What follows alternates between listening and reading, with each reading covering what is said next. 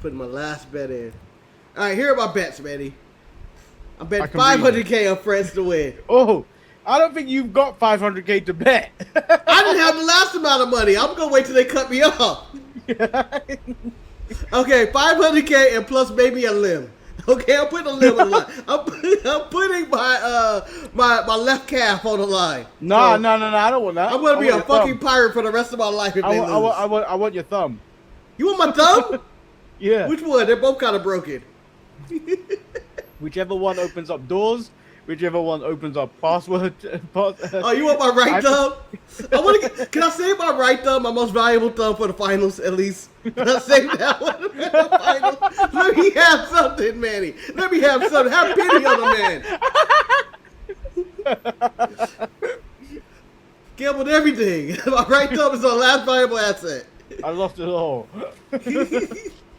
Welcome everybody to another exciting edition of the Untitled Media Marketing Show. I am your obviously Blick, Marcus the Grand Finale, and I'm joined by... Obviously, you don't know where I'm from because I'm racially ambiguous, Lord Manny Hayes. And I know about 10 of you are going to watch this video because nobody watches these videos. Yeah, they're going to be like, they're not going to care whatsoever. But we do have reason for you to listen to us today. Ladies and gentlemen, the main event of Raw, we had the contract signing of Seth freaking Rollins and the Tribal Chief, Roman Reigns.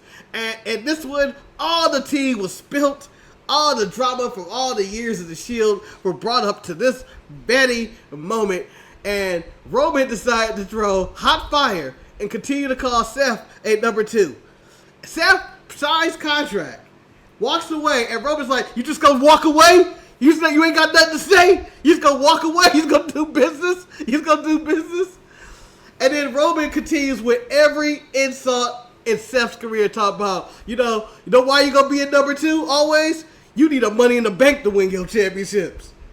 How many times have you used that thing? Never needed it ever in my career. All right, another thing, Seth. You know why you're a number 2? Oh shit, I'm blanking out. He just kept going on and on. And it was like because whenever you get the title, you're out for 6 or 7 months right after you win it. You get injured right away. And I'm talking about real injury. And then, even when you have the Money in the Bank, you have to fake an injury just to win a match? You're weak. You've always been weak. He just continued to go on and on. He even accused Seth. He was like, I don't even know how you're not the champion all the time. Yo, work daddy runs the place. And Triple H. We've had to fight. This man loves and adores you. And you still can't be the guy? You're number 2. You're garbage. Rollins' only reply, Manny, basically was, you're right, Roman. He went full Eminem. He went full Eminem. Papa Doc. And started insulting himself and talking about, you don't think I tell myself that? You don't think I tell myself this every day? But at SummerSlam, I'm going to prove it. And then he throws a punch. So, and the segment ends with them brawling and whatnot, and Seth, I believe at the end, because they switched it back and forth, Roman got the advantage, this Seth got the advantage. I believe Seth ended with the advantage at the end. But that is how Monday Night Raw ended. Manny, what are your thoughts on Seth being a number 2 and always will be a number 2? But he will always be a number 2, and no one cares. That's the problem. No one cares. There are other number 2s where you kind of care. Seth has pushed his luck. He's got too stale. He's gone too stale. No one wants to see him. No one cares. I think it's the fact that we do know that he's Triple H's work son and that his work daddy. The fact that he is such a company man. The fact that he hasn't developed a new persona. And when he tries to do a persona, it's kind of weak. The Messiah doesn't work. Whatever he is now didn't work. The freaky outfits didn't work. It's just nothing that makes you interested. The man's talented in the ring. He can put a match together, but I don't think he can get anybody to care about him. He's not his wife. I think if he changed his music now, he wouldn't get a reaction. Ooh. Roman has changed his music. It still gets, yeah. If he changed his song, that whole sing my song kind of thing, I don't think anyone would care. So if he came out to the, I like to say, the Bailey Dominic Mysterio song. Yeah. Because it's basically the same song. It's just like generic. Yeah, I think I agree. I think he gets a reaction for just being associated with Dean Ambrose and Roman Reigns at this point. As being a member of the Shield. I think they give him he comes off as, to me, as a Majeti. Both the other two are running the show. They are the show. But John Moxley is the heart and soul of AEW. He works every show, does every match, does everything Tony tells him. And whether you like his storylines or matches or anything like that, the man will be there. Yeah. And he will be something people will react to. Roman on the other end, Tribal Chief, the biggest draw in all of wrestling, yada, yada, yada. There's not so much you can say about Roman without sounding like it's over the top. That's who these guys are. And Seth falls short of that. He just falls short of it. Yeah, it's disappointing. So, Marcus, I watched and I text about the Vision segment with Maxine. Mark, I even checked X or Twitter or whatever you want to call it to see if anyone agreed with me. No, everyone's falling for the long leg blonde lady. Long leg white blonde lady. They thought she did really well in this whole segment. I did not. I think Tozawa was the only one that spoke properly and was able to deliver a promo with some type of emotion, but everyone else was emotionless, boring. Let me tell you something else. I'm jumping between points. Theory? You ain't even doing Theory correctly. What the hell? I'll tell you who's doing Theory. I'll tell you who's doing Theory correctly. Who? Say my full name, Kyle Fletcher, is doing Austin Theory better than Austin Theory. Do you want to sell the trade right now? Maybe I get Tony on one line, I get Hunter on the other line, maybe some Nick Khan in there. We can talk about a deal. No, there is no deal. Do you know why? Why? Because Austin Theory's bad stocks, man. I think if he was the protege of Vince McMahon still or something like that, I think he would have had something. I thought there was a moment when he was United States champion and cashed in his Money in the Bank for the United States title. I thought that was the end of Theory right there. There was a moment in between there where you go like, I think he's gonna make it, and then it was like, and then it's like, here we are now. I think he would have ended up like everybody Vince tried to force down our throat. Like, do you remember the first Bobby Lashley run? It was cool that he was big and black. But then the moment Vince strapped the rocket to him, it was like, Yeah, here we go, who cares? Yeah. Drew McIntyre, same thing. All these people. But so much Vince goes, he likes him. So they're going to get shut at their own. Same thing happened with Sheamus and everything else with other people. I thought this segment, I will say Tozawa did strum up some emotion. I wanted to see him do it. I thought Otis looked pathetic at the end of the day. And I would have had Otis turn on Tozawa at that moment. I just felt it. The way he stood in front of him. The way he was getting emotional. And, him and Maxine was talking. And it seemed like Otis was going to turn around like, I know what I got to do and give the world's strongest slam to Tozawa. But that didn't happen at all. They both confessed their love to him. As Austin Theory said, this is pathetic. That you guys are doing this. What were they doing? Their tag team didn't work? They bought a new cuck chair for one or the other to watch? What is going on here? She was right to lead them to. They were scoundrels, and they didn't care about her success. They only cared about getting into her pants. She left him. Exactly. In the Continental title, she didn't even give a damn. She kind of forgot they existed. Maxine's full of shit. And I'm glad Paul Heyman's distancing himself from this shit now. Paul Heyman got old grandma hissy fit going on. Well, it looked like y'all didn't need me anyway. Waddled out of there. All stubborn. Hell, looked like he was going to cry in the car with bruh. They don't want me, bruh. They don't need me. No, Marcus, I'd be skipping. I'm like, I'm getting out of this shit.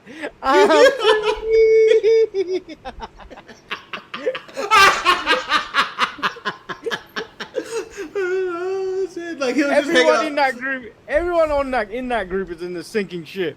Yeah. Paul Heyman in the car with Brock Lesnar decided to put his whole head out the window like a dog, just happy in the car driving by. It's the Joker when he's in the cab. Yes. Yeah. The police car, right? Yeah. Just freedom. The other big thing that happened on the show, the Intercontinental title, number one contender Gauntlet. I thought Javon had a nice showing. I really wish they did more with Dominic Mysterio. I feel like he should be one of their top heels. Hell, even you could have even threw him in a vision at one point and say he's one of the future talents and whatnot, and have his ego in there. But he's just kind of a guy. What do you think of the Gauntlet? I don't know what they're doing with Dominic Mysterio, but it was kind of obvious once they kept talking about Minnesota. It was gonna be Chad. I was kind of hoping they didn't go that direction, but like I feel like they have to do something with Chad now. But they've forgotten about Dominic. I think Javon's next. Javon's next to be forgotten about. Like they keep making. I every time he comes out there, I want to care about him. But every time he fails, I just like. Yeah. They give him such You're becoming Dolph Ziggler. Yeah, he's becoming such a he's a feature on the show, and he always does well, and he always has the highlights of the match, and stuff like that. And him and Dragon Lee in that little bit of segment was so good, and it's just like, oh, he loses again. I mean, it is what it is. I'm not gonna. Do you think he's gonna be the Bailey of the Black Three Musketeers that came up at the same time? Again, I'm calling them four. There's four. I'm giving Soul Roll because I'm putting her in there. I know you may not consider her black, Manny, but she's black, and she was called up at the same time as them. I was talking about the men. I wasn't gonna bring it up.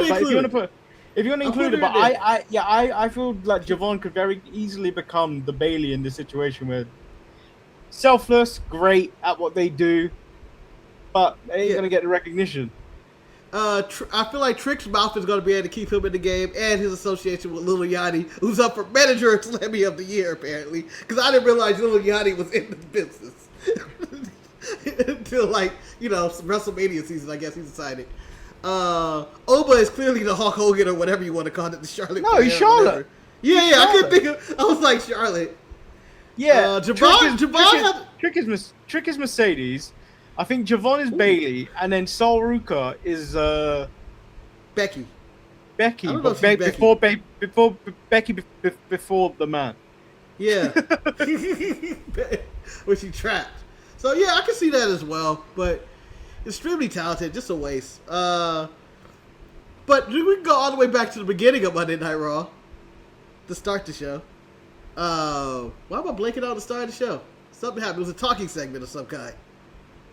I don't even remember what it was. Oprah and Brock! Oh my God, that's what, yeah! They talked. Oh yeah, I did want to talk about this. Marcus. Oba almost went to jail that night on a gamble I think was too risky to risk. No black man should ever risk this. When Oba went to the back after this segment, Battle Pierce said, "Good, I'm glad you called Paul Heyman's bluff. Those were phony cops. Those were phony." He said, "I know." I know. What do you mean you know? I ain't taking that risk. How you know? This risk? Yeah. How did you know? But Marcus, he launched that little black man. That man flew. That man flew thousands of yards away. He ain't gonna fuck about them people. He went further than that time Dominic was thrown by Roman. Yeah.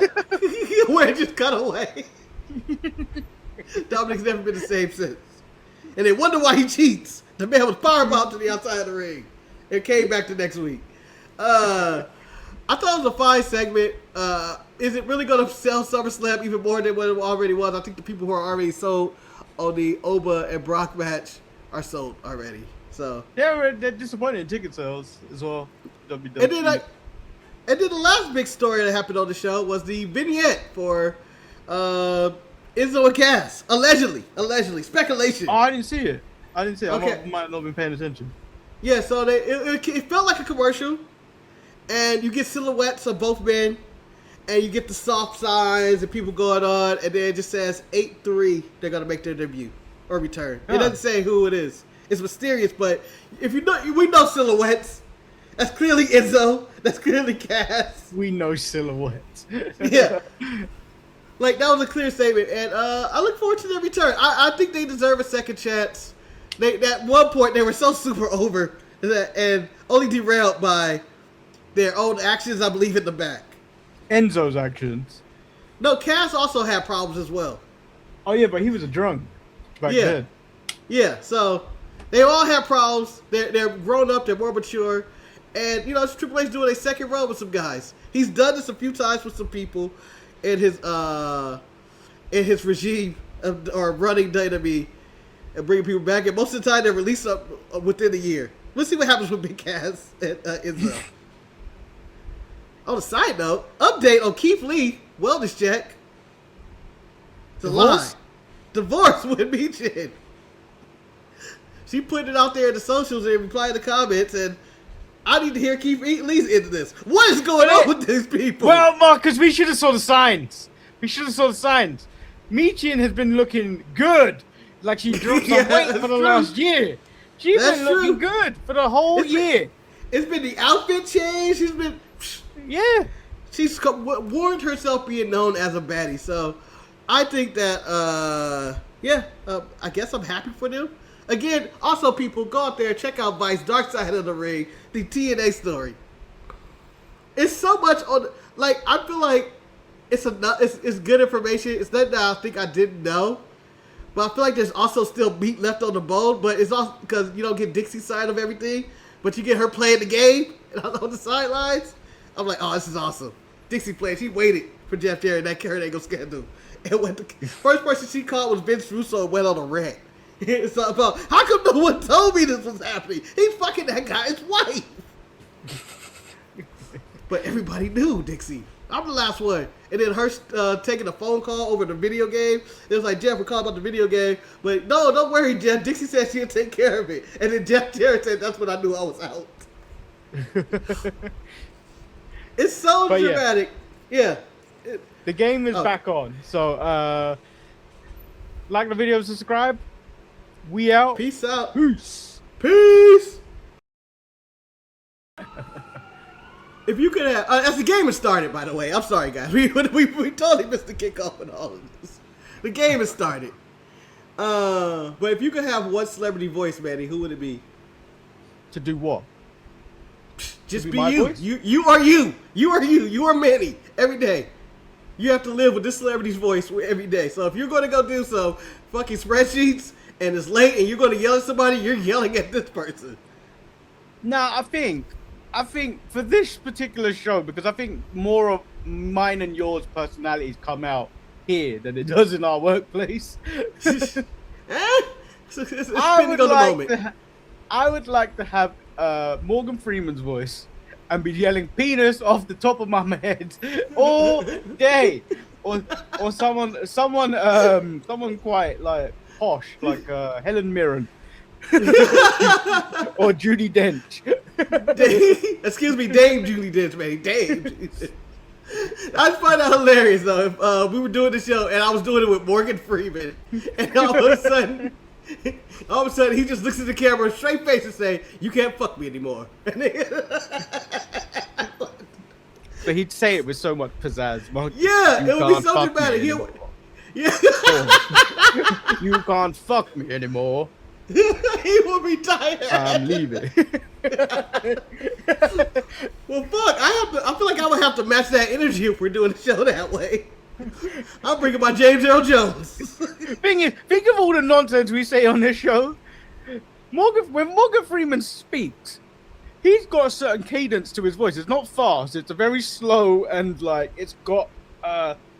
It's like whenever he speaks, you listen, right? Yeah, he enunciates every word. You're at the edge of your seat every time this man speaks, and you want him to finish the sentence. Yeah. Okay, imagine the diatribes we say on the show. Fuck the hell. Yeah, fuck the hell. This long thing. She comes out every week. Same energy, same crappy wrestling. I do not like this Thea Hell. I do not like her at all. Shit. Taking Morgan Freeman as a cheat code for the show. That's the best voice ever. It is. I would take him and James Earl Jones' voice for probably one or two. Maybe I would take Samuel Jackson. I think Samuel Jackson as me would be amazing. I just think it's just louder. Or just louder and more bass. And yeah, motherfucker, I told you, LA Knight is never winning that championship. That motherfucker couldn't do anything right. But then also, imagine Dame Judi Dench on this show. Man, that'd be so classy. I honestly, yeah. Imagine that episode. I'm talking about with all three of us. Me, you, Eric. Fuck, I even throw Ryan in there if you want to. And special guests reviewing Dame Judi Dench. How respectful will we be? Or how far in line would it get? Where you think? I think we'd be, because we just log off or we'd be respectful. While we were ourselves when Dan was on here, we were probably our most behaved ever on the show. Yeah. We still sprinkled our personalities in it. So you think, but for a full, let's say we're doing a full on, a SummerSlam watch along. With Dame Judi Dench. How long do you think she'll walk out, or do you think she would just join into the debauchery at a time? I give her half an hour. She'd be saying the N-word with you. No, you know what? I would think she'll say my brother, but say it in a way where I don't think I want her saying it anymore. My brother. My brother. I do not want this to happen. Judy, just go ahead and say nigga. You know you want to say it. I do not like Trick Williams. Oh, Marcus, no, I could not do that. Oh, heavens. Oh, heavens, no. Penis. Ha, ha, ha, ha. Penis. Yeah, she'll walk out. I think she'll be. I think Dame Judi Dench would be number one that'll walk out. But I couldn't imagine doing the same show with Anthony Hopkins or any of these British actors. I don't think I could ever do a show with Anthony Hopkins. He's too like even if Richard Attenborough was on this show, I don't think I could ever do it. Pure Shakespeare and shit. Like.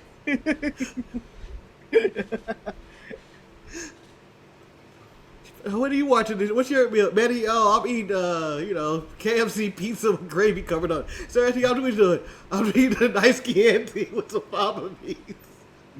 You don't have to do the gimmick. What gimmick? Richard Attenborough, he'd be like, I'm eating some quail eggs and caviar. That sounds like a British Hangman page. I'm eating British. Oh shit! I'm kind of glad he's back now because the Hangman impersonation can come back. Yeah, it's back. I'm a gardener.